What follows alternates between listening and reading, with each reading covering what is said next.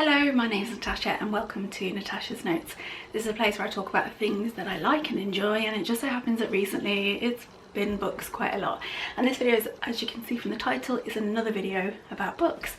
I have to confess, I filmed this video about a week ago when I've just come to edit it.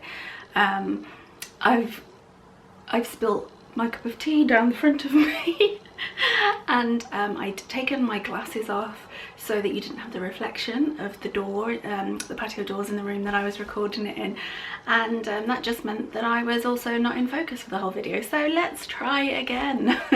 So in this video I'm going to be sharing with you books number 36 to 40 that I've read in the year 2020. There's a mix in here, I would say, from 3 to 5 stars, so there's nothing that's really awful that gets anything less than 3, but they are sort of 3 to 5 stars. And starting with a really good one, and this is called Love Your Body by Jessica Sanders, and this is a picture book, a children's book, and it has different images representing different well, they are female bodies. I think it's ideally targeted or designed for people who are just about to go through, let's say, puberty, and their bodies are going to be making changes, and it's about loving their body regardless of how it changes, how it ends up, or what it's like. There's a wide diverse representation of in the illustrations. There's different people of colour, there's tall people, slim people, short people, fat people, somewhat disability representation as well. I'm trying to think what else. And it's just a beautiful book that made me a bit emotional, if I'm honest, and it's a book that I think I would have benefited from at a younger age. I feel it's a shame that we actually need books like this, or that they are especially needed far more in this day and age. But it's lovely. I'm thinking about buying a copy for my goddaughter, because I think it's a really nice positive message to have, and I think that you can never say too many times or read too many positive, beautiful things that make you appreciate your body and love your body for what it is and what it can do. I gave this 5 stars. I loved it and I can't speak highly enough of it. It's really nice book. Okay, book number 37 is a little bit different. This was an e-arc. Actually, the Love Your Body was also an e-arc that I got from NetGalley. And The Wedding Favour is by Lily Bartlett, and in this book we follow Nellie and her partner Matt, and they are getting married, and they've got this magazine deal to cover their wedding. And this is great for Nellie because she is an Instagrammer and she wants to increase her sort of social network followers and things, and she wants to be able to get to a point where she can be paid for what she does. She also, I think she has a full-time job as well, I think. Yes, she does. And 2 months before the wedding, Matt gets cold feet and pulls out, and Nellie has already used the advance from the magazine for the deposits for the wedding, and so she's left in a very difficult situation. So she is chatting to a friend and just thinking that it would be quite funny, like the best thing that could happen is that she could find someone that's willing to marry her in 2 months. And then along comes Raphael. Raphael works at the same company as Nellie, and he's Colombian and he's worked in the UK for nearly 10 years, but his visa is about to expire. So they start this sort of fake dating type thing where Raphael agrees to marry Nellie so that he can help her with her Instagram and all of that sort of thing, and she will help him gain a visa, and they see it as being a win-win situation. And it's a fake dating trope that is actually really lovely. Fell in love with Raphael a little bit, I have to admit. He was romantic and said the right things and was a really kind, lovely guy, and seemed pretty hot, you know, so but overall I really enjoyed this book and I gave it 4 stars. Book number 38 is My Sister, the Serial Killer, and this is by Ian Braithwaite. And I've heard so many people talk about this, and it has been raved about, and it's won awards, and it has just, there was a lot of hype for me going into this, but I felt like it had been long enough for me to be able to go into it and read it for itself. However, it wasn't as thrilling as I expected it to be completely honest. It was okay. So it's a story of a girl whose sister has killed people, and she calls her sister to help her tidy up the body. She's a nurse and helps her sort of clear up her mess, and it's not serial in terms of millions of bodies or double figures, but still she's still done this serially, or has done it more than once. And I don't know where I failed the book, because I understand that so many people loved it. I didn't really care or connect with the characters. I gave it a good 3.5 stars. It was readable and enjoyable, but it isn't something that I would recommend people or rave about and insist that people read. So obviously I've missed something in there. It was just a decent read. Book number 35 is We Just Clicked by Annabelle.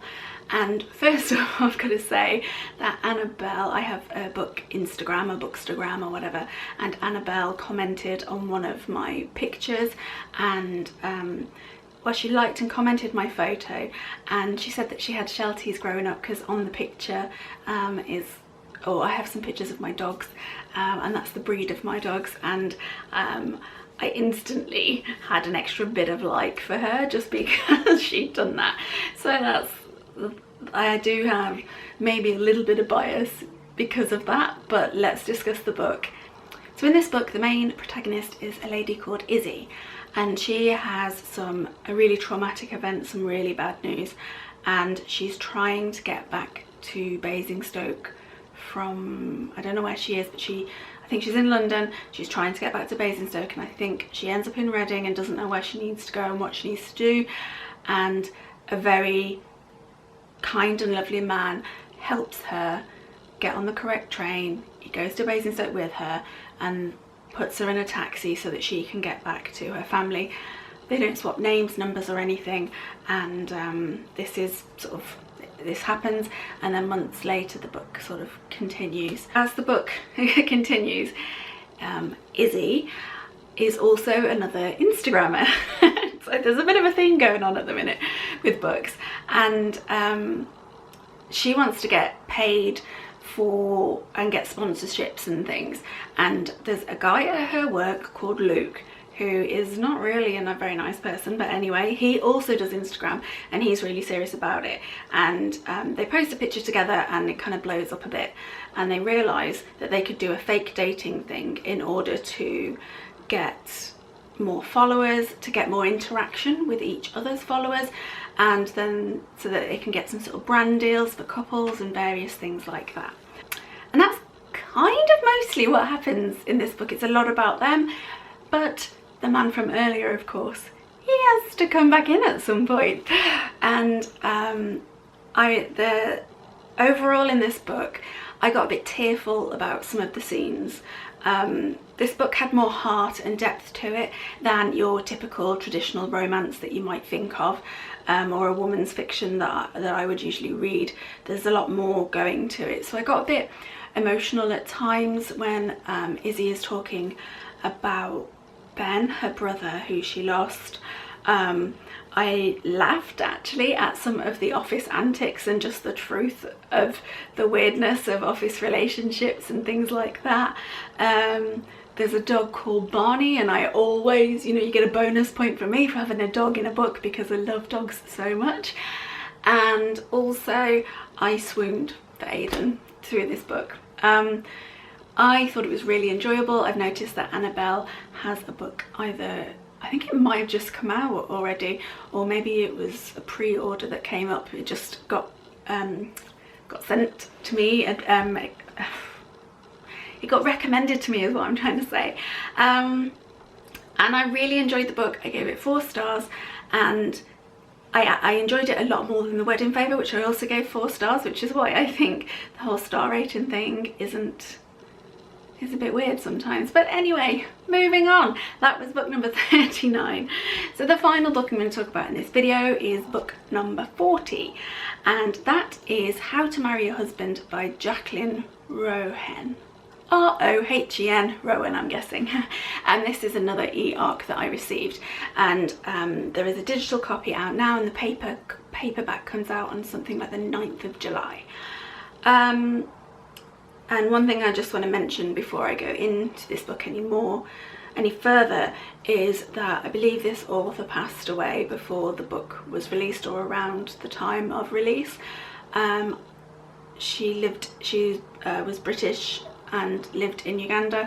I don't know anything else about the story. I don't know what happened or anything like that, but I feel a little bit awkward giving my opinion about a book. At the best, you know, in the best of situations, I feel awkward because someone's put a lot of time and effort into their book, but it especially feels weird knowing that the person recently passed away. But I will give you a quick overview of the book, and it follows Rachel and David, who are a couple who've been married for 15 years, and Rachel sees David kissing another woman in the street, in the high street. Rachel speaks to a divorce lawyer and finds out that they're not married. They got married in Bali and didn't realise that means they're not legally married in the UK.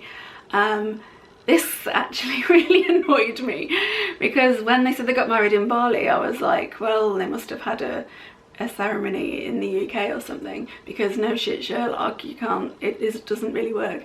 That's just me. I got married in New York.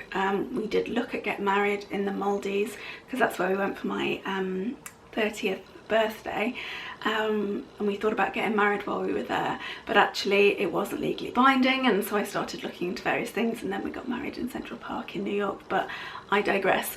So anyway, Rachel finds out that they're not technically married, and she decides to make him fall in love with her again. Well, not fall in love with her again, but she sort of wants to sweep him off his feet so that they can get married, like renew their vows, but technically be properly married again, marry, and then she can divorce him. And I would say about 20% into the book, then we start to get chapters from David's perspective. Okay, I found this a tough read. I didn't particularly enjoy it. I find cheating quite a difficult thing to read about. Infidelity is not something that I enjoy reading about. Also, this couple, I don't know how they made it to 15 years, because they couldn't communicate or talk, or it just, the lack of communication is something that I find a little frustrating. Overall, I gave this 3 stars. So it wasn't awful, it just wasn't great for me. For other people, they could probably take it in a completely different way.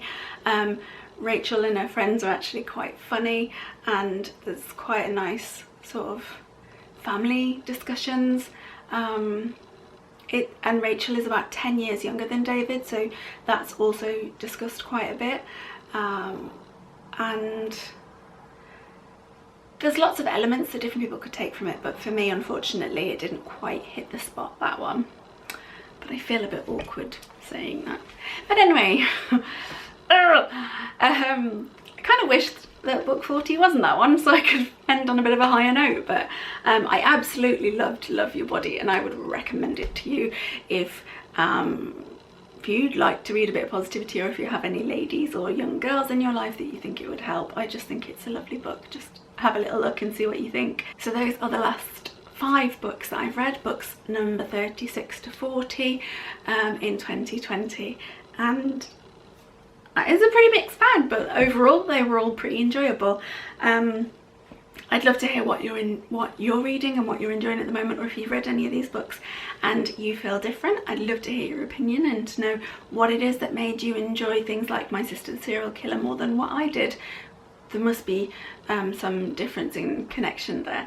I also did, as well as reading that, I also did listen to an audiobook version of it for some of it too, and I did enjoy the audiobook. Right, lots of ums and ahs in this for me to try and edit it out. But there we go, that's it. Thank you for watching, take care, and I hope to see you next time. Bye bye.